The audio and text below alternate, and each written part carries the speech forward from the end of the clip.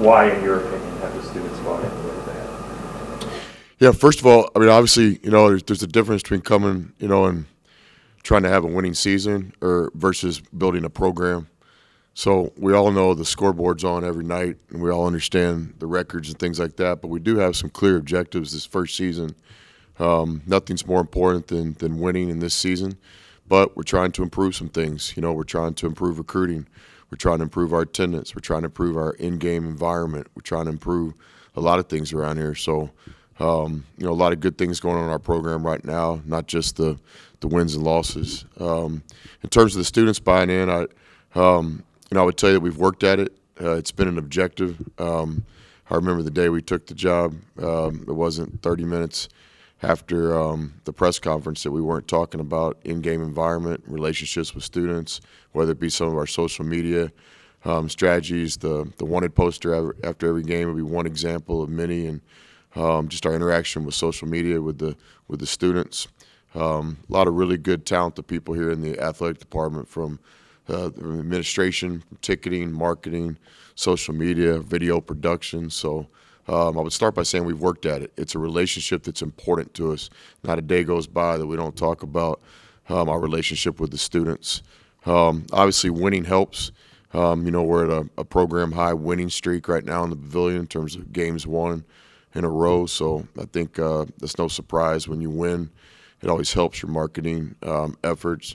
I think the success of other sports here, timing's everything in life. And, it's no secret. It's just a pretty cool time to be at Ole Miss. What football's done, Coach Yo in women's basketball, baseball, the Olympic sports, there's just a lot of really good things going on campus right now, and I think we benefit from that. I think piggybacking off of that, just on the theme of home court advantage, and it kind of started with the student body. Was there kind of a moment in your career, just at any of your previous stops, where you looked at it like this is where it should start, especially with creating that home court advantage? Yeah, absolutely. I remember as a player, there was always a difference in playing in a great environment, whether it be at home or road, versus a non-sellout crowd, and then certainly in my coaching career, not only the teams we were coaching, but when I spent a lot of time on the road recruiting, going around and watching some of the best environments in high school and junior college and prep school basketball. And in the Division II days, we could live scout too. So I would go see some of our opponents play. And certainly our first head coaching job in 1999, I had a special athletic director there, Kevin Gundy, and we shared a vision for the program of trying to have a real home court advantage. And to do that, we created sellouts. It started with our students on campus and the other athletes that played sports there at Fort Scott. Our community really supported that team, and then it's just really been important to us. I think everywhere we've been, from Angelo State to McMurray to Little Rock to Seminole to Fort Scott, certainly at Texas Tech, really proud of what we built there. Certainly wasn't one person, but we were part of it. A lot of time and effort went into building what still is one of the best home court advantages in college basketball, in my opinion, is what Grant's got going on in Lubbock right now. And certainly we built it at Texas quickly, and happy for what Rodney's doing there. And but no, it's important to us. It's something we've always thought about. We spend real time thinking about it, and I think we do a good job creating home court advantages. You have a feel for how TJ's doing? You talking about Caldwell? Okay, yeah. I don't call him TJ much. So some positives this morning in terms of how it did from last night here, the swelling and stuff. TJ's put a lot of time in the training room, so I don't know what the correct word is, probable or possible or game day decision or whatever, but we got a lot of time between now and Saturday night. But he's made really good strides in the first 15 to 18 hours. I'm hoping he'll play. Going into Saturday night, what have you seen from this year that's going to be the game? Yeah, Texas A&M is another really good SEC team, and what I would tell you about A&M, like all really good teams, is they have an identity. There's no doubt about it. They have a dynamic backcourt, including the leading scorer in our league, and so their ability to score quickly in different ways. But obviously Taylor's one of the best guards in college basketball. They've got other really good players as well, and I'm really impressed with their backcourt. Their identity, obviously, in my opinion, is rebounding. the best offensive rebounding team in college basketball, and that's not after 4 or 5 games or the non-conference. And we're sitting here, it's almost February. So when you say things like that now, this is proven. And so a great rebounding team. They get it from different positions. It's obviously the coaching staff does a great job with it because it shows up for them every single night. So I think A&M is a good team, well coached, obviously, but they really have an identity. What is it going to take? Obviously, the defensive glass at the points has been a problem for this team. What is it going to take to kind of nullify that on Saturday? Yeah, I don't know if we can nullify it, but we got to compete. And, I think it starts with an understanding of who A&M is and understanding what this game is going to entail. So it's no secret. It's not press conference talk. But if you don't block out, if you're not physical, if you don't get your share of 50-50 balls, if you don't pursue the basketball with 2 hands, if you don't have that discipline, possession after possession. One of the things that I've been really impressed with Texas A&M is, there'll be some teams that rebound with them for a couple of 4-minute games or for a segment or maybe even a half, but it's real. They're going to keep pounding at you. And so if you're going to compete with them on the backboards, it's got to be a 40-minute deal.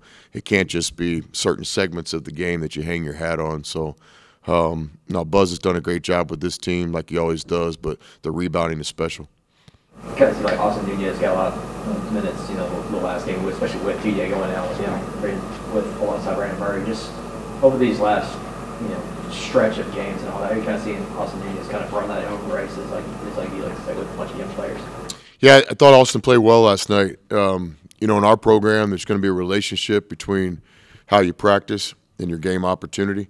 It's not always a clear relationship. It's not how life works, but there's no denying if you practice well and you put in the time, opportunities coming, and normally sooner than later. So Austin had a good week of preparation, not just in team practice, but in the film room and individual work. So thought he was dialed in. He was a part of last night's game plan, regardless of TJ's situation. So it's good to see Austin play well. Again, Austin's a young player. It's his second year of playing BCS basketball. He did not get a full year last year at Arizona State because of some injury.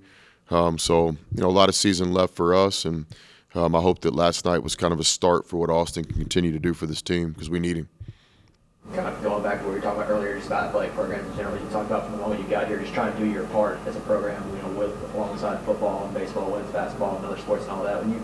With the interactions that you've had with the guys leading these programs, whether it be Kiffin or Coach Yo or Coach Bianco with baseball, could we reach from the national championship? Is there anything surprising you're seeing this athletic program last couple of years kind of had the success that it's had? No surprises because it starts at the top. When you understand who our chancellor is and his passion for Ole Miss, the university, and the enrollment and academics, athletics. So it starts at the top.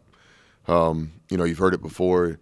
Administrations, they're the ones that kind of do this still. You hear it all the time. Administrations win championships. You can have some good players. You can have a good coach from time to time, but it's got to be from the top that, hey, this is important to us. And athletics is valued at Ole Miss. And certainly Keith, who's running the athletic department, has a vision. He has a plan. He has a day-to-day plan. He's really, really good. So it's not surprising to me that other programs are having success because we have great leadership. And ultimately it gets into players. This is all about players. And so to get good players, you have to have a good product to recruit to. And Oxford, in my opinion, is one of, if not the best, college town in the country. Even our competitors don't disagree with that. You can slam a lot of things, but you can't slam Oxford. Our city it's just a really cool place to go to college and play college sports. We've got a great fan base. They show up every Saturday in the fall. We're building something here in basketball. We all know what they do for baseball in the spring. So, no, not surprising at all. Our job here was just to do our part in men's basketball. I think we're off to a good start. Appreciate you guys.